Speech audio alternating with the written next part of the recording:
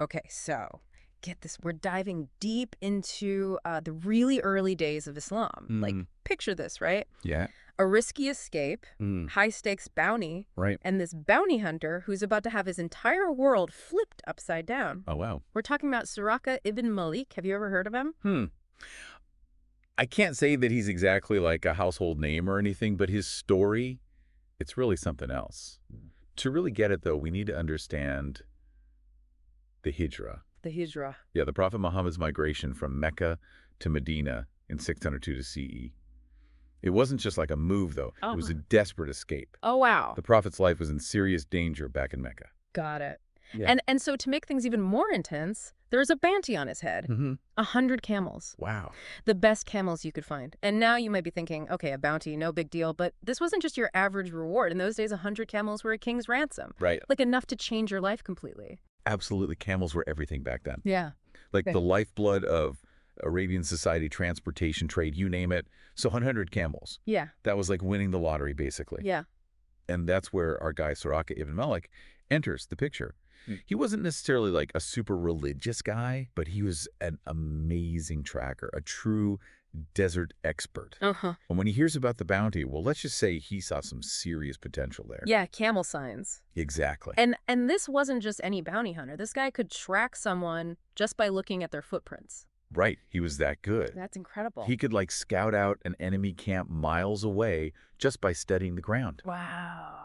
Tell you how many people were there, what they were carrying. Wow. Basically a walking, talking military intelligence unit. Mm. And he was all about practicality, survival, Yeah. in the harshest environments. But this encounter with the Prophet that was about to change everything for him. So Suraqa sets out on the Prophet's trail, totally confident, Yeah. right, in his skills. But that's when things start to get a little strange. As he gets closer, his horse suddenly stumbles and throws him. Not once, not twice, but three Like, times. 3 times. Wow, you can just feel the tension building. Oh, yeah. It's like something out of a movie. Right. Every time Suraqa gets close, something stops him dead in his tracks. Uh, And we have to remember this is a guy who like lives and breathes the desert. mm, He knows this land like the back of his hand. right. So these repeated falls, they must have been totally unsettling. He must have been like, what is going on here? Exactly. And it gets even wilder. Suraqa, this practical, hardened bounty hunter, pulls out his arrows to try and get some guidance. It was Mhm. this ancient Arabian tradition, kind of like reading tea leaves, Oh, interesting. but with arrows instead. And it just shows the inner turmoil he must have been going through, right? The temptation of the camels, the weirdness of what's happening. It's all swirling around in his head. What do you make of that? I think it's such a fascinating look into how people thought back then. Hmm. It's easy to look back now and be like, oh, arrows, that's just superstition. Right. But for Suraqa, it was a way to make sense of the world, Yeah. to understand these forces that seemed beyond his control. Yeah. He's caught between this very real, very tangible reward and these totally inexplicable events that are making him question everything. So after all these strange setbacks, Right. Suraqa finally catches up to the Prophet. Hmm. And what happens next is really where the story takes a turn. He realizes there's something different about this man. Mm-hmm. And instead of capturing him, he begs for safety, for protection. Oh, wow. He goes from being the hunter to needing protection from the very person he was hunting. It's a complete 180. He is. And what's so striking is how the Prophet responds. He's in such a vulnerable position, fleeing for his life. Yeah. And yet he shows incredible generosity. Oh. He gives Suraqa his word that he'll be safe. Wow. He even refuses any kind of reward. Like, Yeah. think about that for a second. Yeah. This is a moment of intense pressure. Uh-huh. And the Prophet chooses compassion and forgiveness. He could easily taken advantage of him. Escalate the situation. Yeah. But he doesn't. He doesn't. It's a powerful moment, and you can really see how it starts to impact Suraqa. Right. Like, he goes from chasing a reward to basically being indebted to the very person he was trying to capture. It's such a twist. It really is. Like the ground is shifting under his feet. Mm. He goes out looking for camels and ends up finding something so much more profound. Yeah.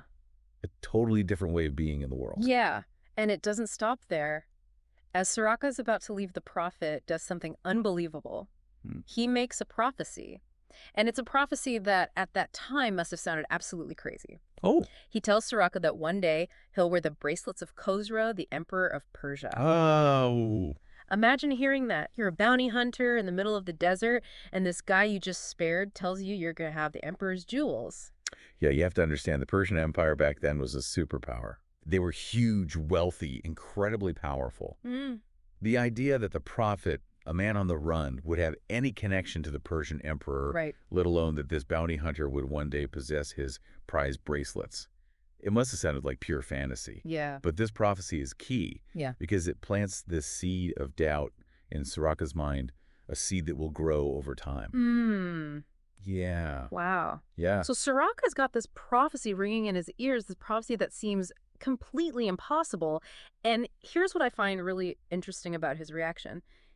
You'd think he'd instantly become a believer, right? Yeah, you'd think so. I mean, he's seen all these strange events, he's heard this incredible prophecy, but he doesn't convert to Islam right away. Wow. He heads back to Mecca and basically waits holding on to that document of protection the prophet gave him. It's like he's hit the pause button on his life. Yeah. You know, he's seen enough to realize that something extraordinary is going on. Yep. But he's not ready to just jump all in. He needs time to process it all, to see how things play out. You could almost imagine him back in Mecca watching the rise of Islam from a distance, knowing that he has this unique connection to it, but still holding back, wrestling with his old worldview. Yeah, it's like he's got this front row seat to history in the making, Right. but he's not sure what to do with it. Exactly. And all the while, he's got that prophecy tucked away in his mind, maybe wondering if it's ever going to come true. And then the moment of truth arrives.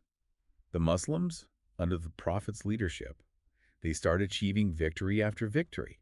They conquer huge territories. Wow. And eventually they conquer Mecca itself. Talk about a game changer. Right. This is the city where the prophet faced so much persecution, where Suraqa originally set out to capture him, and now it's under the prophet's control. It's a complete shift in power. Yeah. And this is when Suraqa decides to make his move. He Yeah. goes to the Prophet and presents that document of protection declaring his belief in Islam. Wow, what a moment. It's a really powerful moment.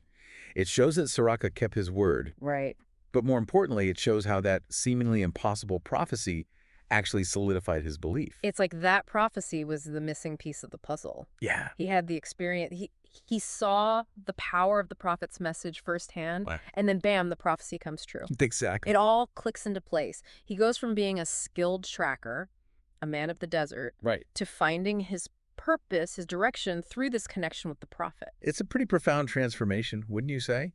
He goes from being driven by worldly ambition, the pursuit of those 100 camels, Yeah. to embracing a totally different set of values, a different way of understanding the world. Yeah. And it all stems from that one encounter in the desert. It really makes you wonder, what would it take to shake up our own worldviews? What kind of experience, what kind of encounter would make us completely reevaluate everything we thought we knew? That's the real power of Suraqa's story, I Yeah. think. It challenges us to think about our own beliefs, our own assumptions about the world. It makes us ask ourselves, are we open to having our minds changed? Are we willing to embrace new possibilities, even if they seem impossible at first? Okay, so here we are. We've got this amazing story of Suraqa the bounty hunter turned believer, a prophecy that seemed impossible but came true, and a moment that changed everything for this guy. What does it all mean for us, though, centuries later? That's the question that sticks with me, I think, Right. What can we learn from all this?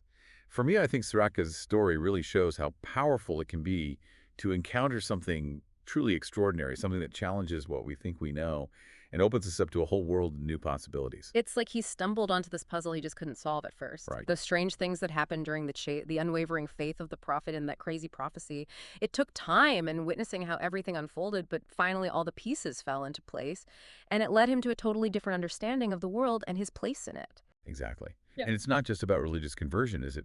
Suraqa's story speaks to this idea of being open-minded. That willingness to question what we think we know and to embrace the things we don't. Right. It reminds us that sometimes the most amazing discoveries, the things that change our understanding the most, come when we step outside our comfort zones and consider ideas that at first seem impossible.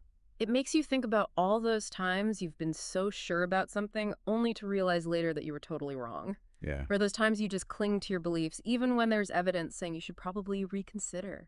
Suraqa's story is like this powerful reminder to stay curious, to be open to different perspectives, and to never underestimate the power of the unexpected. What about his story stands out to you? I think what really strikes me is that Suraqa's transformation wasn't just about what he believed, it was also about what he did. He made a promise to the prophet, and even though years passed and things changed, he kept his word. It just shows that true conviction isn't just about saying things, it's about doing things, about living your life according to your values, even when it's hard. That's a great point. It reminds us that the choices we make really do matter, that even small acts of integrity can have a much bigger impact than we realize. Sudaka's choice to honor his promise, to embrace what he believed, even when it wasn't easy, ultimately shaped his life and left a real mark on history. So as we wrap up our deep dive into Suraka's incredible story, I think the question we're left with is this. What would it take to really shake up our own beliefs? What kind of experience, what kind of encounter would make us reevaluate everything we thought we knew? And are we even open to that possibility?